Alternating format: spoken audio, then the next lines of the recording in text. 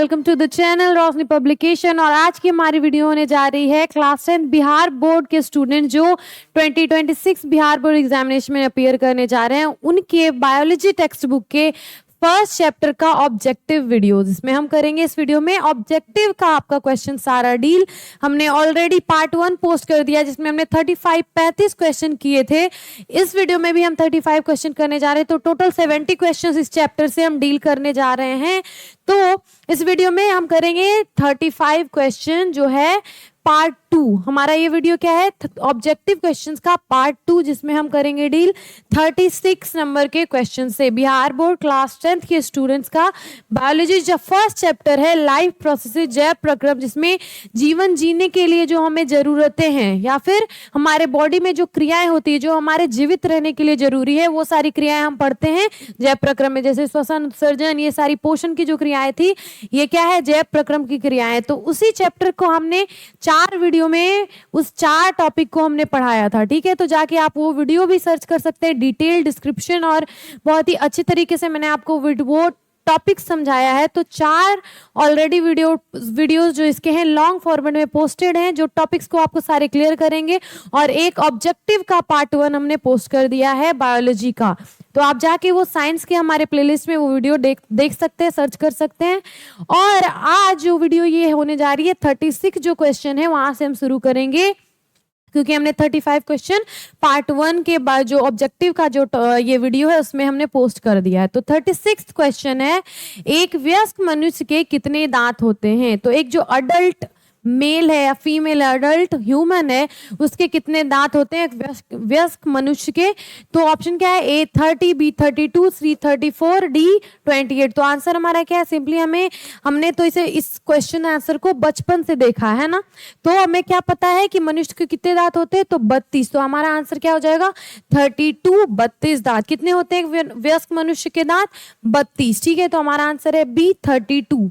हम आ जाते हैं हमारे सेकंड क्वेश्चन पे, जो है ट्रैकिया किस जीव का श्वसन अंग है। ट्रैकिया किस जीव का श्वसन अंग है। तो A hydra, B starfish, C cockroach, D पाइला। ये हमारा क्या है, ऑप्शन चारों इसमें से ट्रैकिया पूछा जा रहा है किस जीव का श्वसन अंग है। तो ट्रैकिया पाया जाता है कीट पतंगों में। ठीक है, कीट पतंगों इंसेक्ट्स में। तो इसमें इंसेक्ट्स आपको क्या दिख रहा है, कॉकरोच। तो हमारा आंसर क्या हो जाएगा, C कॉकरोच। इंसेक्ट्स में पाया जाता है ट्रैकिया श्वसन के लिए, तो श्वसन अंग ट्रैकिया कॉकरोच में पाया जाएगा। आंसर हमारा क्या है 37 का C कॉकरोच। अब हम आ गए हमारे 38 क्वेश्चन पे, जो है शरीर में भोजन का पाचन किस प्रकार की अभिक्रिया है। तो भोजन का जो पाचन होता है, डाइजेशन होता है, वो किस प्रकार का रिएक्शन है, किस प्रकार का केमिकल रिएक्शन है, अभिक्रिया है, वो पूछा जा रहा है। तो A संयोजन, B अपचयन, C उपचयन, D विस्थापन। तो इसमें होती है अभिक्रिया उपचयन की। नंबर C हमारा आंसर, उपचयन की अभिक्रिया हमारे शरीर में होती है। ठीक है, हम क्या करते हैं, भोजन के पाचन में भोजन को छोटे छोटे पार्ट्स में तोड़ते हैं और फिर उससे ऊर्जा प्राप्त करते हैं, पोषण प्राप्त करते हैं। तो ये है उपचयन की प्रक्रिया। C 38 का C आंसर हमारा हो गया। अब हम आ जाते हैं हमारे 39 क्वेश्चन पे, मृतोपजीवी का उदाहरण है। जो मृतोपजीवी जो जीव होते हैं उनका उदाहरण कौन है, अमीबा, A B गोबरछत्ता, C उड़हुल, D अमरबेल। आंसर इसका क्या है हमारा, B गोबरछत्ता इसका आंसर है। मशरूम भी आप इसे बोलते हैं। तो मशरूम क्या है, मृतोपजीवी है। वो किससे अपना पोषण प्राप्त करता है, मृत जीवों से या सड़े गले पदार्थों से। ठीक है, तो अमीबा या गोबरछत्ता नहीं, सॉरी अमीबा नहीं, गोबरछत्ता या फिर जो मशरूम्स होते हैं जितने भी, उसे गोबरछत्ता बोला जाता है। तो ऐसे जो जीव हैं वो क्या है, मृतोपजीवी हैं। वो मृत जीवों से या सड़े गले जीवों से अपना पोषण प्राप्त करते हैं। तो इसका आंसर है 39 का B गोबरछत्ता। अब हम आ गए 40 अपने क्वेश्चन पे, गार्ड कोशिका की कौन सी भित्ति मोटी होती है। गार्ड कोशिका जो होती है उसकी कौन सी भित्ति, कौन सा परत मोटा होगा। तो A भीतरी, B बाहरी, C पार्श्व, D इनमें से कोई नहीं। तो आंसर हमारा हो जाएगा A भीतरी, क्योंकि वो गार्ड कोशिका है। उससे क्या करना है, मान लीजिए नाम से पता चल रहा है गार्ड करना है, सुरक्षा प्रदान करना है। तो सुरक्षा में किसी अंदरूनी हमारे भाग को सुरक्षा प्रदान करना है। ठीक है, तो अंदर से वो जिसको इसकी परत होती है वो क्या होती है, मोटी होती है, ताकि वो गार्ड कोशिका अपना फंक्शन सही तरीके से कर सके। तो क्या होती है, इसकी भीतरी भित्ति मोटी होती है। 40 का A आंसर भीतरी। 41 लेटेक्स सामान्यतः कहाँ पाया जाता है? लेटेक्स कहाँ पाया जाता है? ए पीपल में, बी पीले कनेर में, सी बरगद में या डी इनमें से सभी। तो जो लेटेक्स है वो क्या है? सफेद दूधिया पदार्थ है, ठीक है, दूधिया द्रव्य है। तो वो किसमें पाया जाता है? आपने देखा होगा पीपल के पत्ते को तोड़ते हैं तो मिलता है दूधिया द्रव्य? नहीं। पीले कनेर को, फूल को आप तोड़ते हैं, जो पीला कनेर का फूल है उसमें दूधिया परत होता है। तो आंसर हमारा बी हो जाएगा। बरगद में भी नहीं मिलता है, डी में से सभी नहीं होगा। आंसर क्या होगा हमारा? बी, पीले कनेर में, ठीक है। तो लेटेक्स किस में पाया जाएगा? पीले कनेर के फूलों के या फिर उसमें उसके पेड़ों में पाया जाएगा। 42 क्वेश्चन, जो 42वां हमारा क्वेश्चन है उसमें हम आ जाते हैं। मानव मूत्र में यूरिया की प्रतिशत मात्रा होती है। यूरिया की जो प्रतिशत मात्रा है वो पूछी जा रही है, ठीक है, वो पूछी जा रही है। तो इसका आंसर होगा सी, 2%। आंसर है इसका सी, 2%। यूरिया की मात्रा जो यूरिन में है वो कितनी है? 2 से 3%। तो आंसर हमारा 2 आ गया, ठीक है। 42 का क्वेश्चन का जो आंसर है वो है यूरिया कितने प्रतिशत पाई जाती है यूरिन में? 2%। तो पौधे में प्रकाश संश्लेषण का स्थान है, जो 43वां हमारा क्वेश्चन है। 43 जो क्वेश्चन है 43rd वो है पौधे में प्रकाश संश्लेषण कहाँ होता है, उसका स्थान। तो पौधे में प्रकाश संश्लेषण की प्रक्रिया कहाँ होती है? पत्तों में। और पत्तों में क्या पाया जाता है? वो क्यों हरी होती है? क्लोरोप्लास्ट के कारण। तो ए माइटोकॉन्ड्रिया, बी क्लोरोप्लास्ट, सी ल्यूकोप्लास्ट, डी इनमें से कोई नहीं। तो आंसर हमारा क्या होगा?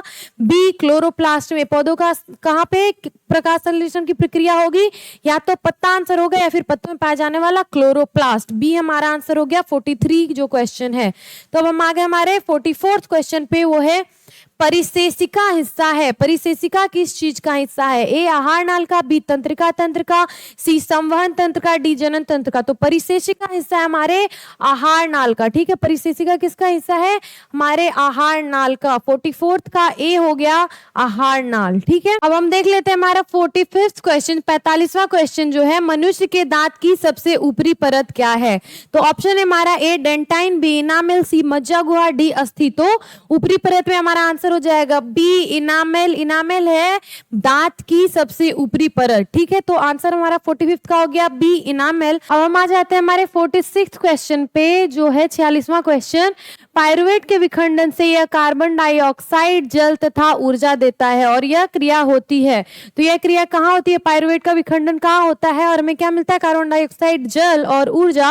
वो हमें मिलता है बी, माइटोकॉन्ड्रिया में, ठीक है। माइटोकॉन्ड्रिया को क्या बोला जाता है? Powerhouse of the cell, क्योंकि वहां पे ऊर्जा का निर्माण होता है, ठीक है। तो पायरुवेट के विखंडन से वहां पे कार्बन डाइऑक्साइड, जल और ऊर्जा देता है। तो ऊर्जा का निर्माण होता है माइटोकॉन्ड्रिया में। तो इससे आप याद रख लीजिए, इस क्वेश्चन का आंसर क्या हो जाएगा? 46 का बी, माइटोकॉन्ड्रिया में। अब हम आ जाते हैं हमारे नेक्स्ट क्वेश्चन पे, जो है स्वपोषण होता है। 47th question, 47वां question. श्वसन होता है, स्वपोषण होता है कवकों में, हरे पौधों में, जंतुओं में, डी सभी जीवों में। तो स्वपोषण क्या होता है? ऐसे जीव जो अपना पोषण स्वयं बनाते हैं, स्वयं प्राप्त करते हैं स्वयं से। तो कवकों में तो हरित लवक होता ही नहीं है, तो वो क्लोरोफिल नहीं है, तो वो प्रकाश संश्लेषण की प्रक्रिया के द्वारा स्वपोषण नहीं करते, तो कवक नहीं होगा। जंतुओं में भी वो क्या है? परजीवी, दूसरों के थ्रू अपना पोषण प्राप्त करते हैं। तो आंसर हमारा क्या हो जाएगा? हरे पौधों में, ठीक है। हरे पौधों में क्या होता है? स्वपोषण, क्योंकि ये क्या करते हैं? प्रकाश संश्लेषण की द्वारा अपने ही शरीर में क्या करते हैं? ऊर्जा का निर्माण करते हैं। पोषण अपना वो प्रकाश संश्लेषण की प्रक्रिया के द्वारा प्राप्त करते हैं। तो स्वपोषी जीव कौन हो गया? स्वपोषण किसमें होगा? हरे पौधों में, ठीक है। 47th क्वेश्चन का आंसर बी, हरे पौधों में। अब हम आ गए हमारे नेक्स्ट क्वेश्चन पे। 48th क्वेश्चन वो है, दही जमने में निम्नलिखित कौन सी क्रिया होती है? तो दही जमने में कौन सी क्रिया होती है? ए है हमारा ऑप्शन अपघटन, बी है प्रकाश संश्लेषण, सी किण्वन, डी उत्सर्जन। तो अपघटन की प्रक्रिया कैसे होती है? टूटना किसी भी चीज का। तो दही जमने में कुछ टूट नहीं रहा है, ठीक है। प्रकाश संश्लेषण में भी क्या हो रहा है? ऊर्जा का निर्माण हो रहा है, दही नहीं जमता। प्रकाश संश्लेषण में किण्वन है, और उत्सर्जन में क्या होता है? उत्सर्जित पदार्थों का क्या होता है? बाहर निकालना। तो ये तीनों तो नहीं, आंसर हमारा क्या हो जाएगा? सी, किण्वन की प्रक्रिया के द्वारा क्या होता है? दही जमता है, ठीक है। तो 48 जो क्वेश्चन है उसका आंसर सी, किण्वन हो गया। अब हम आ जाते हैं हमारे 49th क्वेश्चन पे, जो है कौन अंतःस्रावी और बाह्यस्रावी ग्रंथि जैसा कार्य नहीं करता? तो कौन नहीं करता? ए अग्न्याशय, बी पीयूष ग्रंथि, सी है हमारा अंडाशय, डी है वृषण। तो हमारा आंसर क्या हो जाएगा? सी, अंडाशय। अंडाशय क्या करता है? अंतःस्रावी बाह्यस्रावी ग्रंथि जैसा काम नहीं करता है। तो हमारा आंसर हो जाएगा 49 का सी, अंडाशय। अब हम आ गए हमारे 5th क्वेश्चन पे। वैसे पौधे जो पोषण के लिए सड़ी गली चीजों पर आश्रित रहते हैं वो क्या कहलाते हैं? तो वैसे पौधे जो अपना पोषण कहाँ से प्राप्त कर रहे हैं? मृत जीवों से या फिर सड़े गले जीवों से, ठीक है, सड़ी गली चीजों से, तो वो क्या कहलाएंगे, वो इसमें पूछा जा रहा है। तो ए परजीवी, बी स्वपोषी, सी है हमारा मृत जीवी और डी है परपोषी। तो आंसर हमारा क्या हो जाएगा? सी मृत जीवी।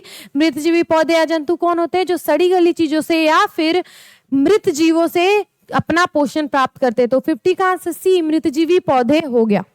हम आ गए 51 हमारा 51 क्वेश्चन, जो 51वां क्वेश्चन है, वायुमंडल में CO2 का कितना प्रतिशत है? तो CO2 हमारे वायुमंडल में कितना उसका परसेंटेज है, प्रतिशत है, वो हम जानेंगे। तो ए हो गया 0.31%, बी है 0.03%, सी है 0.03% और डी है 0.21%। तो आंसर क्या है? बी 0.03% CO2 है हमारे वायुमंडल में उपस्थित, ठीक है। तो आई होप आपको इतना ऑब्जेक्टिव क्लियरली समझ में आ रहा होगा। अब हम आ गए हमारे 52 क्वेश्चन, जो 52वां क्वेश्चन है, प्रकाश संश्लेषण प्रक्रम में निम्नलिखित में से क्या नहीं होता है? तो प्रकाश संश्लेषण की हमने जो क्रिया पढ़ी उसमें हमने क्या पढ़ा कि वो जो प्रक्रम है उसमें क्या नहीं होगा, वो हमें यहाँ पे जानना है। तो प्रकाश संश्लेषण में क्या होता है? पौधे क्या करते हैं? प्रकाश लेते हैं, जड़ के थ्रू पानी लेते हैं, फिर क्या होता है, उससे प्रकाश संश्लेषण की प्रक्रिया करते हैं, वो ऊर्जा प्राप्त करने के लिए, पोषण प्राप्त करने के लिए। तो ए पानी का टूटना, बी CO2 का मुक्त होना, सी ऑक्सीजन का मुक्त होना, डी CO2 का उपयोग होना। तो इसमें क्या नहीं होता है? तो इसमें पानी टूटता है, H2O टूटता है, तभी वो क्या होता है, हमें O2 मिलता है, ठीक है, ऑक्सीजन मिलता है। तो पानी टूटेगा, CO2 मुक्त नहीं होगा। क्या होगा? CO2 का मुक्त होना नहीं होता है, CO2 का ही प्लांट यूज करते थे। CO2 का उपयोग होता है, ऑक्सीजन मुक्त होता है। हमें कहां से ऑक्सीजन मिलता है? पेड़ पौधों से। तो CO2 का मुक्त होना इसका आंसर हो जाएगा 52। प्रकाश संश्लेषण प्रक्रम में निम्नलिखित में से क्या नहीं होगा? तो बी आंसर है, CO2 का मुक्त नहीं होना, CO2 मुक्त नहीं होता है, ठीक है। अब हम आ गए 53rd हमारे क्वेश्चन पे। इनमें से किस छिद्र के द्वारा ग्रसनी ग्रास नली से जुड़ा होता है? किस छिद्र के द्वारा? तो ए है हमारा निगल द्वार, बी है कंठ द्वार, सी है मल द्वार, डी है इनमें से कोई नहीं। तो हमारा आंसर क्या हो जाएगा? बी कंठ द्वार, ठीक है, बी कंठ द्वार है हमारा आंसर। ग्रसनी और ग्रास नली से क्या होता है, जुड़ा होता है, वो कहां से? कंठ द्वार के द्वारा। तो हमारा 53rd का आंसर है बी कंठ द्वार। अब हम आ गए 54, ग्रहणी भाग है। ग्रहणी किसका भाग है? तो वो है ए मुख का, बी है अग्न्याशय का, सी छोटी आंत का, डी बड़ी आंत का। तो इसमें जो चारों क्वेश्चन है इसमें से आंसर ग्रहणी किसका होगा? ए छोटी आंत का जो पहला ही भाग है वो पेट से जुड़ा होता है, स्टमक से, और उसका आंसर है छोटी आंत, सी। ये हमारा हो गया 54th का आंसर। ग्रहणी किसका भाग है? तो छोटी आंत का, ठीक है।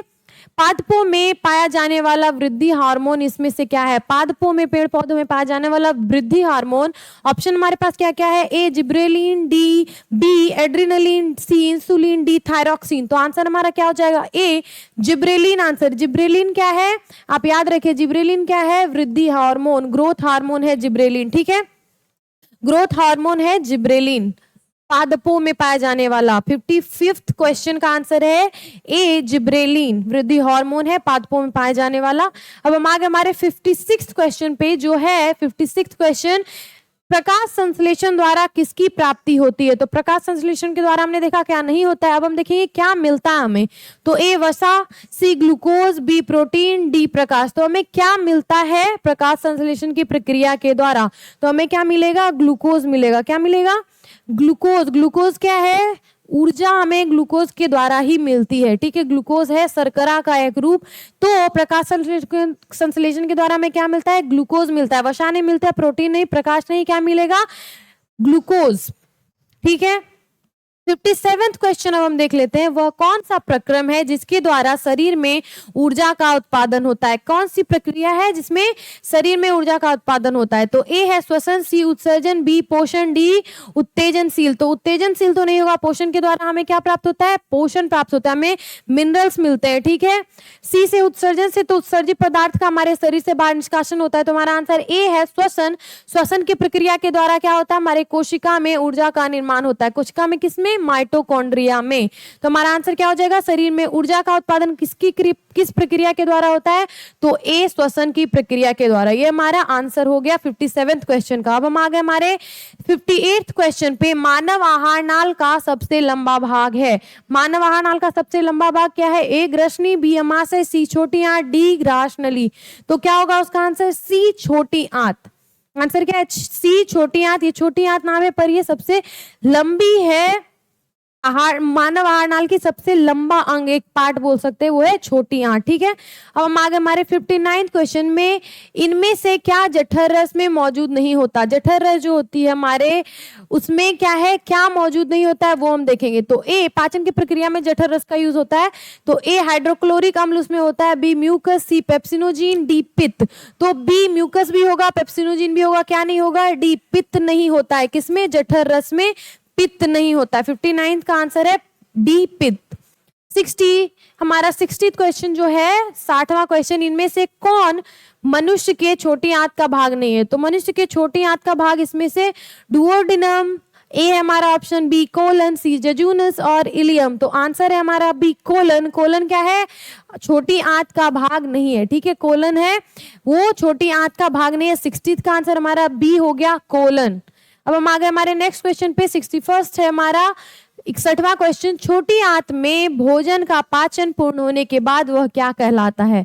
तो छोटी आंत में भोजन के पाचन के बाद वो क्या कहलाएगा। ऑप्शन हमारा ए काइम, बी सक्कस एंट्रिकस, सी मल, डी चाइल्ड। लेकिन यहाँ पे एक आपको क्या दिया है, ट्रिक दिया हुआ है। ठीक है, तो इंग्लिश में अगर हम लिखते हैं भोजन के पूर्ण पाचन के बाद, अगर उसे इंग्लिश में लिखते हैं तो वो लिखा जाता है CHIME, लेकिन इसका प्रोनाउंसिएशन हिंदी में क्या है, काइम। तो आंसर हमारा काइम है। ठीक है, आंसर हमारा क्या है, काइम है, ना कि चाइल्ड। ठीक है, इसे आप चाइल्ड या चाइम ना पढ़े, इसे क्या पढ़ेंगे हम, काइम पढ़ेंगे। तो आंसर हमारा क्या हो जाएगा, काइम। क्या हो जाएगा आंसर, काइम। हिंदी में हम उसे क्या बोलते हैं, काइम, और लिखते हैं उसे CHIME, चाइम।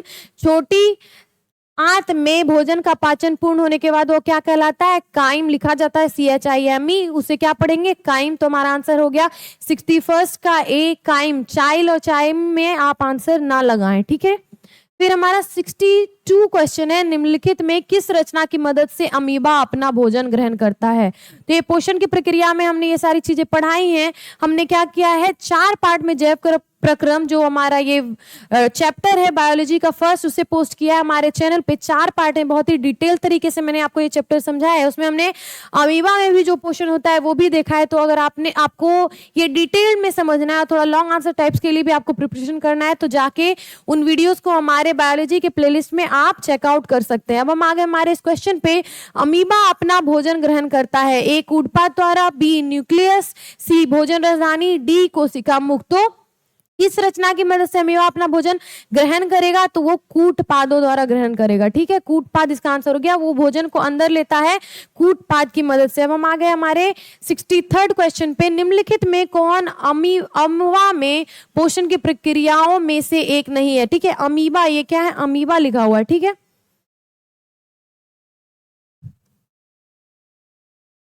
निम्नलिखित में से कौन अमीबा में पोषण की प्रक्रियाओं में से एक नहीं है। तो उसमें क्या होगा, ए अंतःग्रहण, बी पाचन, सी बहिष्करण, डी अपघटन। तो उसमें क्या होता है, अंतःग्रहण तो होता है कूटपादों द्वारा, पाचन होता है और उसका सीधा बहिष्करण हो जाता है, उसमें अपघटन की प्रक्रिया नहीं होती है। तो हमारा आंसर क्या है, अपघटन की प्रक्रिया नहीं होती है। तो आंसर हमारा हो गया 63rd का डी, अपघटन। अब हम आगे नेक्स्ट क्वेश्चन पे हमारे, वो है 64th क्वेश्चन। अमीबा में भोजन का पाचन किस अंग में होता है। तो अमीबा में भोजन का पाचन, अब हम देख रहे हैं अंग, कौन सा अंग यूज हो रहा है भोजन के पाचन के लिए। तो कूटपाद से तो अंदर लेता है, भोजन राजधानी में, केंद्रक में, साइटोप्लाज्म या कोशिका द्रव्य में। तो पाचन जो होगा वो होगा हमारा भोजन राजधानी में। ठीक है, ये हमारा अमीबा में आंसर हो गया भोजन राजधानी।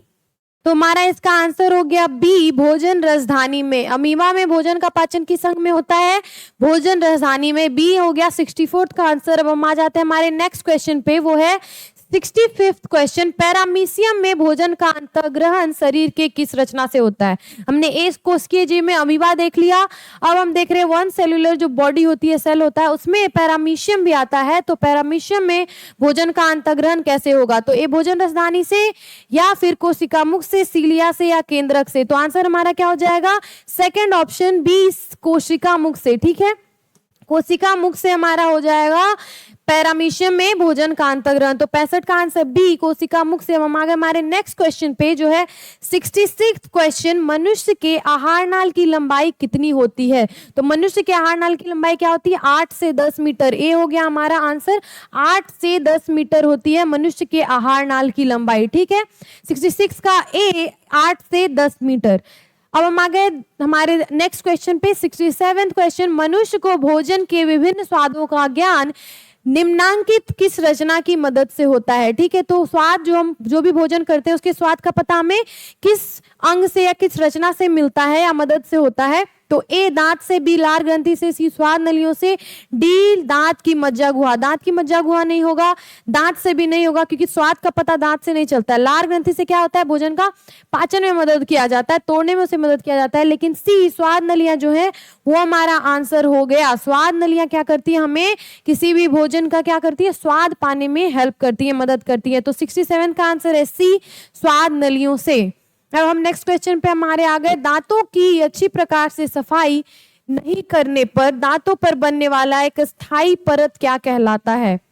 दांतों की अच्छी प्रकार से सफाई नहीं करने पर दांतों पर बनने वाला एक स्थायी परत क्या कहलाता है? तो ए हमारा जो ऑप्शन है वो है दंत अस्थिक्षय, बी मज्जा गुहा, सी डेंटाइन या डी दंत प्लांक। तो आंसर हमारा हो गया डी दंत प्लांक।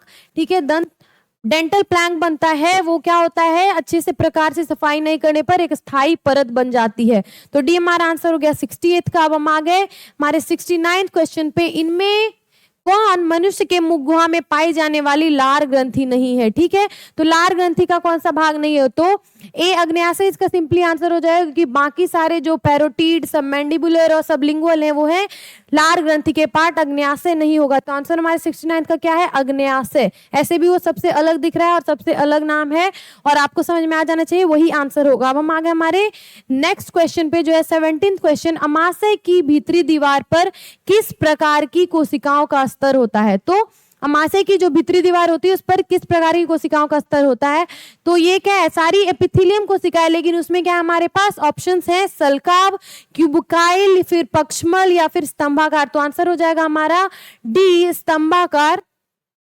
स्तंभाकार एपिथेलियम कोशिका होती है अमाशय की भीतरी दीवार पर। ठीक है, और कोशिकाओं के स्तर का क्या नाम है? स्तंभाकार एपिथेलियम कोशिका। तो ये हमारा last question, last objective question था, 17th क्वेश्चन। तो 2 पार्ट में हमने वीडियो को पोस्ट करके आपको 17th क्वेश्चन इस चैप्टर से, लाइव प्रोसेस जैव प्रक्रम का जो आपको बायोलॉजी का फर्स्ट चैप्टर है उससे पोस्ट कर दिया है। तो आई होप आपको चीजें बहुत ही क्लियरली, ऑब्जेक्टिव क्वेश्चन तो आप इजीली डील कर लेंगे और आपको सभी कुछ अच्छे से समझ में आ गया होगा। अगर आपको नहीं ऑब्जेक्टिव समझ में आ रहा है तो आप जाके हमारा लॉन्ग फॉर्मेट में आप वीडियो देख सकते हैं, जिसमें मैंने लाइव प्रक्रम के 4 टॉपिक्स को बहुत ही डिटेल तरीके से समझाया है। तो प्लीज आप हमारे जाके चैनल को विजिट करें और साइंस के प्लेलिस्ट में बायोलॉजी के ये सारे चैप्टर्स अवेलेबल हैं। अब हम बात कर लेते हैं हमारे थोड़ा पब्लिकेशन के बारे में, जो है रोशनी पब्लिकेशन, जो 17 सालों से पब्लिश कर रही है बुक्स को और बहुत ही अच्छे अनुभवी शिक्षकों के मार्गदर्शन से आपके लिए लेके आई है। एक कैप्टन रेनबो की जो ये बुक है, और इसमें आपको हिंदी, इंग्लिश, संस्कृत की सारी किताबें अवेलेबल होगी, बहुत ही अच्छी बुक्स है। और साथ ही साथ